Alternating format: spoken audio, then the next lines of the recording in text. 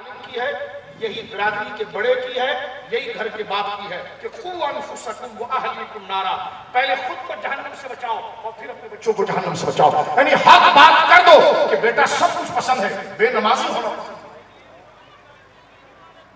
بیٹی سب کچھ پسند ہے لیکن بے پردگی پسند نہیں، بیٹا سب کچھ پسند ہے روزہ چھوڑنا پسند نہیں، تاکہ وہ کہے کہ میرا باپ جو مجھے چھاتی سے لگائے نہیں تھکتا آج وہ غصہ دکھا رہا ہے، تو پتا چلا واقعی میں میرا باپ بھی کسی سے ڈرتا ہے اور مجھ سے محبت وہ کسی کی وجہ سے کرتا ہے، اور وہ کون ہے؟ اللہ ہے. یہ پیغام ہے میرے دوست. تو وہ دے اور کہے کہ آپ ہماری شادی میں آئیے گا، تو پہلے پوچھے جائے گانا بجانا ہوگا، وہ کہے کہ اس سے کیا ہوتا ہے، آپ آئیے، آپ ہمارے معزز ہیں. ادھر پارٹیشن ہوگا کہ خواتین ایک طرف مرد ایک طرف. قرآن کا حکم ہے، سورہ نور پوری اس پر اتری ہے. صرف زبانی دعویٰ کرو گے میں سارے قرآن کو مانتا ہوں، اگر صرف زبانی دعویٰ و عمل نہ ہونا تو مرتے وقت روح جب نکلے گی تو کلمہ زبان پر نہیں رہتا میرے دوستوں. پوری سورت ہے، ایک آیت نہیں. ایک آیت بھی ہوتی، ایک آیت کا اشارہ بھی قرآن میں ہوتا تو نور ہے. پوری سورت ہے پردے کے بیان میں، یہاں تک ہے کہ اپنی سگی ماں سے بھی پردے کا ذکر ہے، سگی بیٹی سے بھی ہے. یعنی وہ وقت جو آرام کا وقت ہے. مثلا جیسے ہماری بہنیں گھروں میں جب ماسیاں آ جاتی ہیں اور دوپہر میں کام کر رہی ہوتی ہیں تو وہ دوپٹہ تو ہمیشہ اپنے سر سے تو نہیں باندھ سکتی، ماں بیٹی تو نہیں باندھ سکتی، بہن نہیں باندھ سکتی. وہ چاہتی ہے کہ میں تھوڑا ریلیف پاؤں، دوپٹہ ادھر رکھ کر جھاڑو مارو. تو ان کا بھی یہ چاہتا ہے کہ اس حال میں میرا بیٹا مجھے نہ دیکھے، اس حال میں میرا بھائی مجھے نہ دیکھے، اس حال میں میرا ماموں مجھے نہ دیکھے، اس حال میں میرا چچا مجھے نہ دیکھے، محرم نہ دیکھے. رب نے سورہ نساء کے اندر سورہ نور میں پابندی لگا دی. فرمایا جب گھر میں جاؤ تو پہلے اجازت لو اس وقت میں کہ جو وقت ان کے ریلیف کا وقت ہوتا ہے.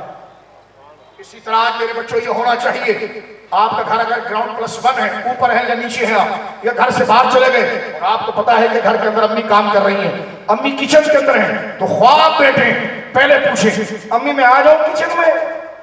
یہ ہے اسلام. تو ماں ذرا دوپٹہ اپنا صحیح کر لیں، ہاں بیٹا. کیونکہ پاک باز خاتون بھی یہ چاہتی ہے کہ میرا بیٹا بھی مجھے اس حال میں نہ دیکھے جس حال میں رہنا چاہتی ہوں. دوپٹہ ماں نے ایک طرف رکھا ہے، بیٹی نے ایک طرف رکھا ہے، تو لہذا گھر میں بھی آئیں، بھلے آپ کا گھر ہے، ایسے دروازہ کھول کے نہ آئیں، پہلے السلام علیکم بیل دیں، بتائیں میں آ رہا ہوں، تاکہ بہنیں اگر اپنا دوپٹہ ایک جگہ پر رکھ کر بیٹھی ہیں، بات کر رہی ہیں، یا جناب اپنی دیگر سہیلیوں کے ساتھ بیٹھی ہیں، تو جناب وہ اپنے آپ کو اس کپڑے کے ساتھ آراستہ کر لیں جس میں وہ چاہتی ہے کہ میرا سگا بھائی بھی مجھے دیکھے تو اسی حالت میں دیکھے. یہ خوبصورت مذہب اسلام ہے جس میں ہر دن بہن کا ہے، ہر دن ماں کا ہے. گورے نے تو کلبس کر کے ساری دنیا میں دیکھا، صرف مصنوعی دنیا ہے. ماں اور باپ کو اٹھا کر اولڈ ہاؤس میں پھینک کر آ گیا. اب جو دل کیونکہ انسان ہے نا، اگر انسان ہے نا علامہ صاحب، تو اندر سے ماں کی محبت جاگتی ہے تو سال میں ایک دن کہتا ہے فادر ڈے مدر ڈے. میں نے کہا تو تیرے نظام پر کہ ایک سال میں ماں کو اٹھائے جس ماں نے تجھے پیدا کیا. اور قرآن کیا کہتا ہے؟ ہائے ہائے وضعت امہ کرہا حملت امہ کرہا ووضعتہ کرہا، کہ بڑی تکلیف سے ماں نے اس کو پیٹ میں اٹھایا اور بڑی تکلیف سے ماں نے اس کو جنا. اسلام بتاتا ہے کوئی ایک دن نہیں، ہر سال ہر سیکنڈ ماں کا ہے. بولو سبحان اللہ. ہر سیکنڈ باپ کا ہے، ہر سیکنڈ بھائی کا ہے، ہر سیکنڈ بہن کا ہے. آج ہمارا فرسودہ گھٹیا نظام اور گھٹیا میڈیا کہتا ہے آج مدر ڈے. میں نے کہا تم ان کے حرام کے پیسے کھا کر ہوتے ہوگے، ہمیں یہ نہ بتاؤ. ہم تو جب تک ماں کے پاؤں نہ چومیں تو ہمارا ڈے ہی شروع نہیں، باپ کے ہاتھ نہ چومیں تو ہمارا ڈے ہی شروع نہیں ہوتا. اپنے بھائی سے اگر پیار سے نہ ملے، بہن کے سر پر ہاتھ نہ رکھے، مرشد کا چہرہ نہ دیکھ لے، اپنے رشتہ داروں سے اگر محبت سے نہ ملے، یہ ہے اسلام. خدا کے واسطے حیدرآباد کے خیرت میں مسلمانوں یہ نظام اپنے اندر سے نہیں نکالنا. یہ نظام نکل گیا تو تم ایسے ہو جاؤ گے جیسے جسم ہے اور اس میں روح نہیں ہے. توجہ ہے آپ کی؟ بات کو ختم کرتا ہوں. شوہر کے حقوق بیوی کے اوپر بہت ہے. میں اپنے بیٹے عمار سے بات کرنا چاہوں گا. اور اس کی توسط سے پوری دنیا سے. دیکھو اللہ خود فرماتا ہے سورہ آل عمران میں کہ زُيِّنَ لِلنَّاسِ حُبُّ الشَّهَوَاتِ مِنَ النِّسَاءِ وَالْبَنِينَ. وقت دیجیے تو ہم آپ کو بتائیں اسلامی معاشرت کیا ہے. لیکن میں بات کو سمیٹتا ہوں کیونکہ نکاح کی تقریب ہے. اللہ نے فرمایا کہ اللہ کہتا ہے میرے بچوں بزرگوں بڑے بھائیوں، اللہ کہتا ہے ہم نے خود عورت کی محبت، ہم نے خود تمہارے اندر بیٹے کی محبت، ہم نے خود تمہارے اندر سونے کی محبت، ہم نے خود تمہارے اندر چاندی کی محبت، ہم نے خود تمہارے اندر سواری کی محبت، ہم نے خود تمہارے اندر تجارت کی محبت، ہم نے خود تمہارے اندر مال کو جمع کرنے کی محبت، یہ سب جمع کر کے رکھی ہے. کیوں؟ اگر یہ نہیں کرتے تو سوسائٹی بنتی کیسے؟ سوسائٹی توجہ آپ کی سوسائٹی. کل میں ایک جگہ تقریر کر رہا تھا کہ دیکھو رب جو ہے نا وہ ماں سے زیادہ بندے کو چاہتا ہے. میں نے کہا ماں کیا چاہتی ہے؟ ماں بھی جو چاہ رہی وہ رب نے اس میں ڈالا ہے، وہ کیفیت رب نے ہی ڈالی ہے اس میں. ورنہ جب تک ماں کی شادی نہ ہوئی تھی وہ کنواری تھی، اور باپ کی شادی نہ ہوئی وہ کنوارا تھا، وہ تو ماں کو مٹھی میں لگ گئی. لیکن جب شادی ہو گئی وہی بچہ اگر خدا نہ کرے بدن پر پیشاب بھی کر دے تو نہ ماں کو برا لگتا ہے نہ باپ کو برا لگتا ہے. یہ دل کس نے بدل دیا؟ اس رب نے بدلا. اگر وہ رب اولاد کی محبت دل میں نہ ڈالتا تو تو بڑا کیسا ہوتا، تیری اولاد کیسی ہوتی، اس کی اولاد کیسی ہوتی، خاندان کیسا ہوتا. توجہ ہے آپ میرے بھائیوں، اور کیجیے آپ. اللہ کہتا ہے عورتوں کی محبت یعنی بیویوں کی محبت زُيِّنَ لِلنَّاسِ اٹریکٹ کر دیا، اٹریکشن پیدا کر، مزین کر دیا تمہارے اندر. اللہ فرماتا ہم نے خود تمہارے اندر نکاح کی محبت کو ڈالا ہے. کیوں ڈالا؟ اگر نکاح کی محبت کو نہیں ڈالتے تو افزائش نسل کیسے ہوتی؟ افزائش نسل نہیں ہوتی تو پھر جناب جو ہے وہ خاندان کیسے بنتے، بندے کیسے ہوتے، سوسائٹی کیسے ہوتی. اچھا پھر فرمایا بیٹوں کی محبت بھی ڈالا. کیوں ڈالی؟ فرمایا اگر وہ بیٹا محبت نہ ہوتی تو خود غرض ہو جاتا، رات پر سوتا رہتا اور بستر پہ اتنا سا بچہ پنکھے کے نیچے یا گرمی میں ضائع ہو جاتا. فرمایا اس لیے ڈالی تاکہ وہ تیری تربیت سے بڑا ہو، پھر وہ بڑا ہونے کے بعد اس کے نکاح ہو، پھر اس کی اولاد ہو، تاکہ افزائش نسل ہو. پھر فرمایا مال کی محبت ڈالی. مال کی محبت نہیں ڈالی تو فرمایا کھاتا کیا تھا؟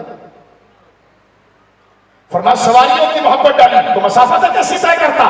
رب فرماتا یہ ساری محبتیں ہم نے ڈالی ہیں، لیکن اس کو اتنا استعمال کر جتنا اس کی ضرورت ہے. اس کو ہمارے مقابلے پر نہیں لے آنا. ہم کچھ کہہ رہے ہیں بیٹا کچھ کہہ رہا ہو، ایسا نہ کرنا.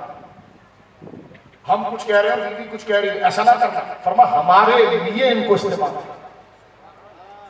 ہمارے مختصر کر رہا ہوں، ہمارے لیے اس کو استعمال کرنا. ان میں اتنا ہی مشغول ہونا جتنا ہم نے بتایا ہے، لیکن جب ہم آواز دیں تو پھر اس کو چھوڑ کر ہمارے پاس. تو مولا اس کے پاس کیوں ہے؟ فرمایا یہی تو آزمانا ہے تجھے کہ تو پورا ادھر جاتا ہی ہماری طرف. ایک تو اس لیے ادھر ڈالا تجھے تاکہ معاشرہ بنے، دوسرا اسی بیوی کو تیرے لیے آزمائش بنایا، اسی اولاد کو تیرے لیے آزمائش بنایا کہ اس کے کھانے پینے کے لیے تو کوئی ہمارے نظام کی تمیز کرتا ہے یا جو مانگے تو اس کو لا کر دیتا ہے. فرمایا وہ تجھ سے اگر گناہ کی چیز مانگے تو تو ہمارا بندہ اتنا بیدار ہونا چاہیے، اس سے کہے بیٹا لاڈلا تو میرا ہے لیکن رب میرا نہیں ہے، تو پیارا تو میرا بیٹا ہے، رب نہیں ہے. تو میں تجھے وہی دوں گا جس کی اجازت میرا مالک دے گا. تو جو ہے وہی جہانگیر کی بات کہ تجھے دل دیا ہے ایمان نہیں دیا ہے. بچے سے کہا جائے گا کہ تجھے دل دیا ہے ایمان نہیں. یہ پیارا بیلنس اسلام پہ. اب آخری بات سنیں. اب ہمارا شہزادہ عمار اللہ اس کو سلامت رکھے، مردوں کے لیے اللہ نے کیا فرمایا؟ الرجال قوامون علی النساء. ہم نے مردوں کو عورتوں کے اوپر قوام بنایا ہے، افسر بنایا ہے. کیا بنایا؟ کیا بنایا؟ ذمہ دار بنایا ہے. اس کا مطلب برداشت مرد نے کرنا ہے، صلح مرد نے کرنا ہے، بردباری کا مظاہرہ مرد نے کرنا ہے، جلد بازی نہیں. چائے میں چینی پھینک. میں نے کہا خدا نے تجھے قوام بنایا ہے اور تو عورتوں سے نیچے زیادہ اوپر کے جذبات نہیں کر رہا ہے. اتنا نازک مزاج تو عورت کا نہیں ہوتا کہ فرض لگ جائے. رب کہہ رہا ہے قوام، کیونکہ دیکھو توجہ سنو، اللہ کو سب سے زیادہ پسند اس دنیا کا امن ہے. جو دنیا کے امن کو برباد کرتا ہے خدا اس کو چھوڑتا نہیں. دیکھو علماء تشریف فرما، اللہ ہر گناہ کو قبر اور آخرت تک لے جاتا ہے. تاکہ معاف کر دے. دو گناہ معاف نہیں کرتا, اس کو دنیا میں اس کو نپٹاتا, ایک زانی اور شرابی. کیونکہ زنا کے ذریعے لوگوں کا تقدس پامال ہوتا ہے, اس نے جہاں بھی اٹھایا بدکاری کر لی کسی بھی رشتے کے ساتھ, تو اس سے نظام میں فساد آتا ہے. تو جو بھی نظام میں فساد لائے گا خدا اس کو نہیں چھوڑے گا. ایسا گناہ جو نظام اور سوسائٹی کا فساد نہ بنے خدا اس میں ڈھیل دے دیتا ہے, لیکن جو نظام اور سوسائٹی کا فساد بنے خدا اس کو نہیں چھوڑتا, اس لیے کہ اللہ کو اس نظام اور نظم سے بڑی محبت. منافقین پر رگڑا اس لیے لگا کہ وہ مفسد تھے, وہ زمین میں فساد کرتے تھے, توجہ ہے, لہذا گانا بجانا, چوری بھی, جوا, سٹا, سود, یہ سوسائٹی کے اندر اعتبار کو گراتا ہے, ایک دوسرے کی محبت کو گراتا ہے, ایک دوسرے کے احساس کو گراتا ہے. جس پر سوسائٹی کھڑی ہے اس سے فساد آتا ہے. اس لیے اللہ رب العالمین سود خور کو معاف نہیں کرتا, جواری کو معاف نہیں کرتا, یعنی جو اعتبار کی چیزیں اس کو خراب. کیا مطلب نتیجہ نکلا؟ نتیجہ یہ نکلا کہ جس چیز نے سوسائٹی کو سنبھالا ہوا ہے اس میں سے کسی ایک چیز کو بھی کوئی بندہ ڈیمیج کرے گا خدا اس کو نہیں چھوڑے گا.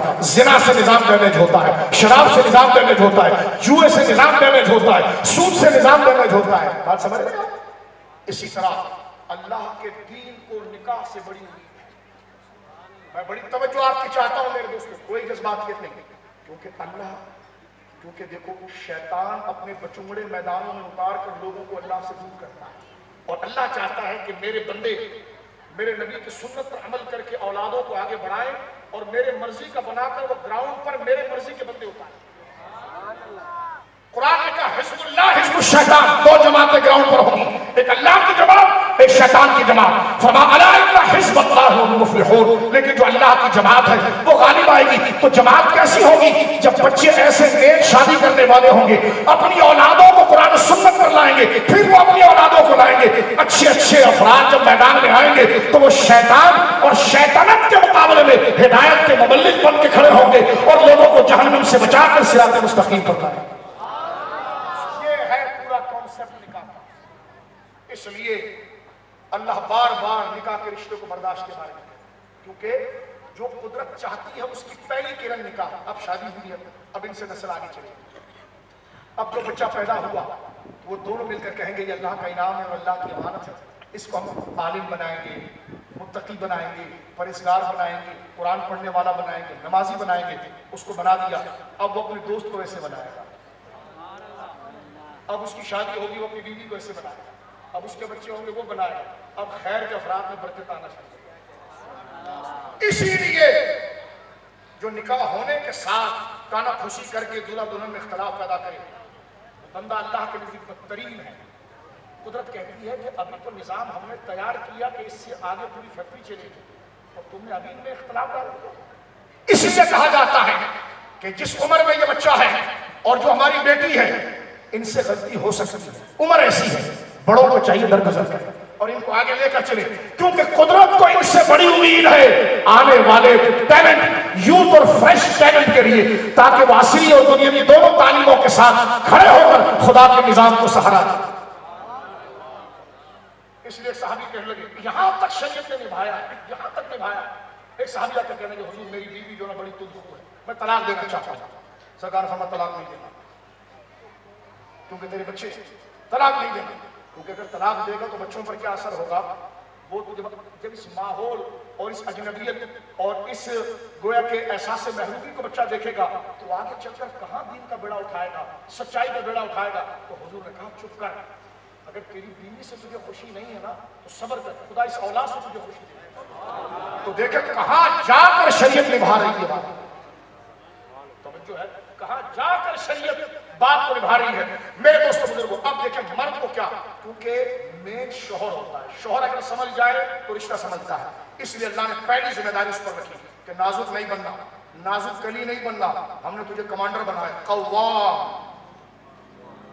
اور کس پر؟ علی النساء, عورت پر. وہ نادانی کرے گی اس سے تو درگزر کرے گا, اس لیے کہ اس کو قوام نہیں, قوام تجھے بنایا. ہم نے تجھے لیڈر اور ہیڈ بنایا ہے. ہیڈ اور لیڈر ہی اگر نازک مزاج ہے, سائن آپ نے کیسے کیا, چلو ادھر سے, اس کی تنظیم ہی کبھی. اچھا غلط سائن کیا, دوبارہ میں دوسرا فارم دیتا ہوں, دوبارہ جو میرے ساتھ اس میں برداشت ہونا تاکہ وہ لوگوں کو قریب لائے. یہ ذمہ داری میرے بیٹے عمار، یہ شوہر کو خدا نے دی ہے کہ الرجال قوامون علی النساء.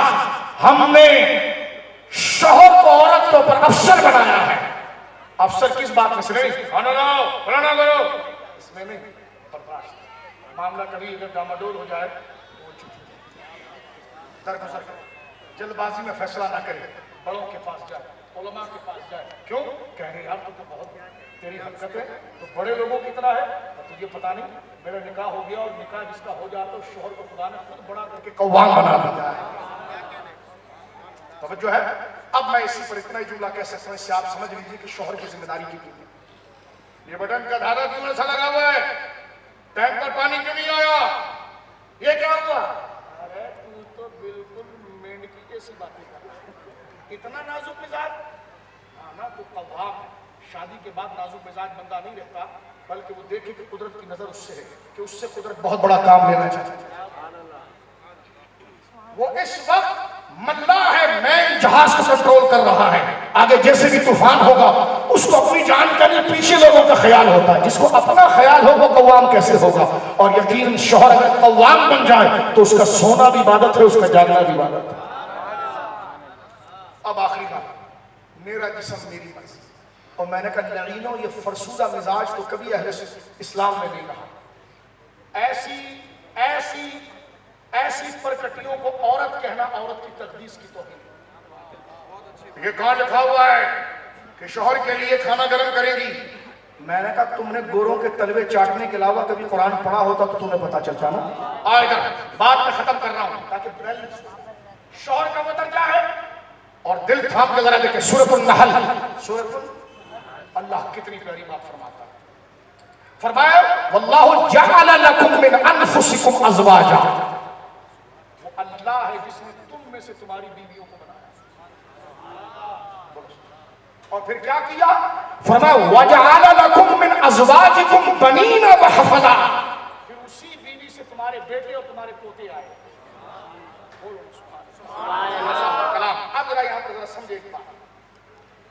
فرمایا وہ اللہ ہے جس نے تم سے تمہاری بیویوں کو بنایا. وجعل لکم من ازواجکم بنین وحفظا. پھر اسی بیوی سے تمہارے لیے بیٹے آئے اور حفظ اور تمہارے پوتے آئے. توجہ ہے. اچھا اس کے بارے میں ہمارے مفسرین نے دو باتیں کی ہیں. حفیظ پوتے کو بھی کہتے ہیں پھر صاحب، اور خادم اور غلام کو بھی کہتے ہیں. یہ سن لیا. خدام کو خدام کو مانا جانتے ہو، خادم جانتے ہو؟ توجہ ہے، جانتے ہو؟ خادم اللہ فرما. حفیظ پوتے کو بھی کہتے ہیں. جس سے نہیں ہمیشہ کبھی کبھی ہم دیکھتے ہیں کہ حضرت امام حسین کے ساتھ لکھا ہوتا حفیظ رسول اللہ، حضور سید عالم کے نواسے پوتے. تو حفیظ پوتے کو بھی کہتے ہیں اور غلام کو بھی کہتے ہیں. تو اللہ یہ فرما رہا ہے کہ اب اگر غلام اور خادم والا معنی لیا جائے عمار پیر صاحب، تو پھر آیت یہ ہوگی کہ وَجَعَلَ لَكُمْ مِنْ أَزْوَاجِكُمْ بَنِينَ وَحَفَظًا. تو ہم نے تمہارے لیے تمہاری بیویوں کو اور تمہارے بیٹوں کو تمہارا خادم بنایا. بات سمجھ میں آ گیا؟ باپ سے کہا جا رہا ہے، شوہر سے کہا جا رہا ہے کہ تیرا عہدہ اس گھر کے اندر کیا ہے؟ فرمایا ہم نے اس مرد کو جو شوہر ہے، ہم نے اس مرد کو جو باپ ہے، فرمایا وَجَعَلَ لَكُمْ مِنْ أَزْوَاجِكُمْ بَنِينَ وَحَفَظًا. اس کا آسان معنی یہ کہ پھر ہم نے اس باپ کے لیے اس کے بیٹے کو اس کا خادم بنایا. وہ اولڈ ہاؤس میں نہ بھیجے، اس کی خدمت کرے. اللہ کہتا ہے فرمایا وَجَعَلَ لَكُمْ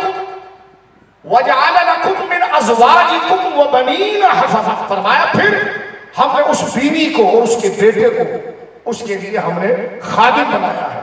یہ قرآن کی نص کہتی ہے کہ بیوی جو ہے وہ شوہر کی خدمت گزار ہوگی. یہ قرآن کہتا ہے. توجہ ہے، یہ قرآن کہتا ہے بیوی جو ہے وہ شوہر کی ضرورت کے معاملے میں خدمت کرے گی. اور قرآن کہتا ہے بنینا وحفظا، بیٹا باپ کی خدمت کرے گا اور بیوی شوہر کی خدمت کرے گی. کہتے کہ یہ کیسے ہو سکتا ہے؟ تو میں نے کہا پڑھنا قرآن کی اس تفسیر کو. حضرت عائشہ کہتی تھی سرکار کے کپڑے میں خود دھوتی تھی.